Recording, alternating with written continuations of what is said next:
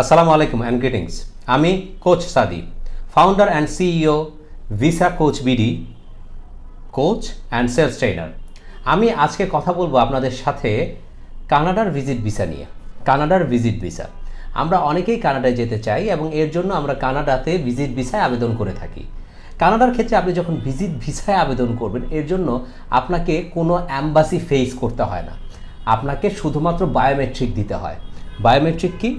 আপনার biometric date পড়বে, আপনি গুলশান অর্থাৎ ঢাকা থেকে যদি অ্যাপ্লাই করেন, সেই ক্ষেত্রে গুলশান 2 নম্বরের ডেল্টা লাইফ টাওয়ারের 4 তলায় যাবেন এবং সেখানে আপনার ছবি তুলবে এবং আপনার 2 হাতের ছাপ নেবে, 5-10 আঙ্গুলের ছাপ নেবে এবং সেটাই হচ্ছে বায়োমেট্রিক। তারপরে আপনাকে দিয়ে দিবে। টোটাল প্রসেসটা আমি আপনাদের নিকট তুলে ধরছি। আপনি যদি কানাডায় ভিজিট ভিসা অ্যাপ্লাই করতে চান, আপনাকে প্রথমেই জেনে রাখতে হবে কানাডার ভিজিট ভিসা গত মাসের 15 তারিখের আগ পর্যন্ত সেটা 10 বছরের মাল্টিপল এন্ট্রি ভিসা হতো, কিন্তু এখন সেটা 3 মাসের সিঙ্গেল এন্ট্রি ভিসা হচ্ছে। কোনো কোনো ক্ষেত্রে যদি অ্যাম্বাসি চায়, আপনাকে মাল্টিপল ভিসাও 10 বছরের জন্য দিতে পারে। আপনাকে এই ক্ষেত্রে অবশ্যই অনলাইনে আবেদন করতে হয়। অনলাইনে আপনাকে ফর্ম ফিল আপ করতে হয়। সেই ক্ষেত্রে আপনার 3টা ফর্ম থাকে। আপনি 2টো পদ্ধতিতে আবেদন করতে পারেন, একটা হচ্ছে জেসিকে আর একটা হচ্ছে আইআরসিসি। জেসিকে যেটা ম্যানুয়াল, সেখানে আপনি ফর্ম ডাউনলোড করতে পারবেন না। আমরা সাধারণত বাংলাদেশে আইআরসিসি থেকে অ্যাপ্লাই করি, যেখানে ভিসা হওয়ার সুযোগ বেশি থাকে। সেখানে 3টা ফর্ম থাকে, পার্সোনাল ইনফরমেশন, ফ্যামিলি ইনফরমেশন এবং ট্যুর ইনফরমেশন। এবং এখানে ফর্মের ইনফরমেশনগুলো আপনি আবার পরিবর্তন করতে পারেন এবং তারপর আপনি সাবমিট করতে পারেন। এর সাথে আপনার প্রয়োজনীয় কাগজপত্র, সাপোজ যদি আপনি অ্যাপ্লাই করেন, সেই ক্ষেত্রে আপনার পাসপোর্টের আপনার হচ্ছে 2 নম্বর 3 নম্বর পাতা, যেখানে ইনফরমেশন আছে সেটা স্ক্যান কপি, যে ভিসাগুলো আছে সেগুলো স্ক্যান কপি সেখানে সাবমিট করতে হয়। তারপরে যদি আপনার কোনো ইনভাইটেশন থাকে, যে আপনার কোনো ফ্যামিলি মেম্বার কানাডাতে আছে, উনি আপনাকে ইনভাইট করছেন, সেই ইনভাইটেশনের কপি, তার সাথে তার পাসপোর্টের কপি সেখানে দিতে হয়, সাবমিট করতে হয়। যদি আপনার অ্যাসেট ভ্যালুয়েশন, অবশ্যই আপনাকে, যদি না অ্যাসেট ভ্যালুয়েশন আপনাকে অবশ্যই করতে হয়।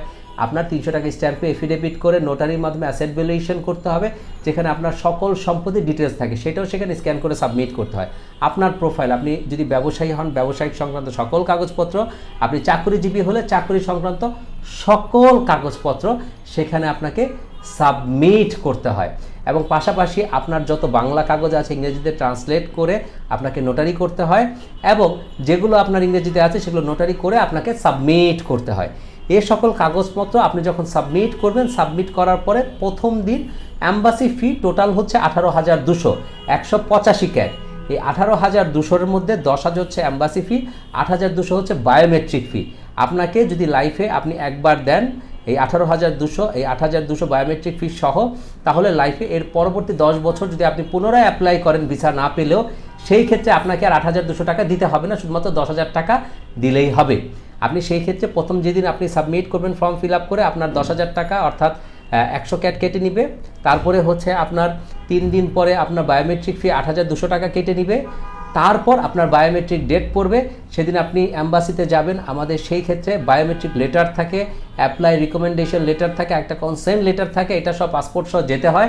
যাওয়ার পর তারা শুধুমাত্র বায়োমেট্রিক লেটারটাই দেখে আপনার ছবি তুলে আপনার 2 হাতের ছাপ নিয়ে আপনাকে বিদায় দিয়ে দিবে। তারপরে 15 দিনের মধ্যে তারা মেইলের মাধ্যমে জানিয়ে দেয় আপনি ভিসা পেয়েছেন কি পাননি। যদি ভিসা আপনি পেয়ে যান, তাহলে আপনাকে পুনরায় পাসপোর্ট জমা দিতে হয়, এবং পাসপোর্ট জমা দিলে সেইটা আমাদের দেশের বাইরে চলে যায় ডিএইচএলের মাধ্যমে, সেটা সিঙ্গাপুর, তাইওয়ান অথবা হংকং থেকে, সেইটা আপনার সেখান থেকে পাসপোর্ট অ্যাটাচমেন্ট হয়ে বাংলাদেশে আসে, আপনি ভিসা পেয়ে যান। এই হচ্ছে প্রসেস। থাকুন ভিসা কোচের সাথেই। Visa coach means easy, fast and reliable.